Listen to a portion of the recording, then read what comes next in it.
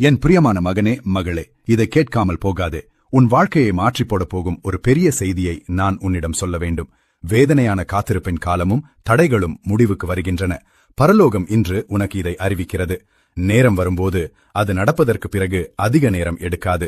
மற்றவர்கள் முன்னேறுவதை பார்த்து நீ சோர்ந்து போயிருக்கலாம். ஆண்டவரே, எப்போது என் முறை வரும் என்று நீ சத்தமில்லாமல் அழுது கேட்டிருக்கிறாய்.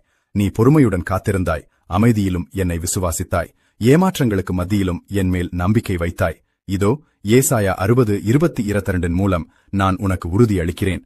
காலமான போது கர்த்தராகிய நான் அதை தீவிரமாய் நடப்பிப்பேன். இது அதிர்ஷ்டத்தாலோ அல்லது தற்செயலாகவோ நடப்பதல்ல.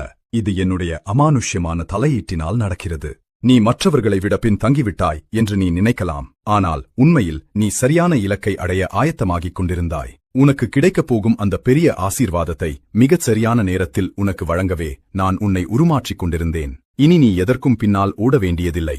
உனக்காக கருதப்பட்ட ஆசீர்வாதம் உன்னை தேடி வரும். வாக்குறுதி அளிக்கப்பட்டவை உன் கரங்களில் வந்து சேரும். மற்றவர்கள் பல ஆண்டுகள் போராடி பெறுவதை கண் இமைக்கும் நேரத்தில் நான் உனக்கு தருவேன். வாசல்கள் திடீரென திறக்கப்படும். அற்புதங்கள் முன்னறிவிப்பின்றி நடக்கும்.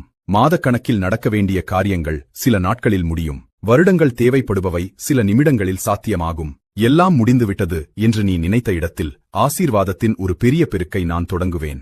இது ஒரு வேகத்தின் காலம். உன் அழைப்பில், உன் பொருளாதாரத்தில், உன் ஆரோக்கியத்தில், உன் உறவுகளில்,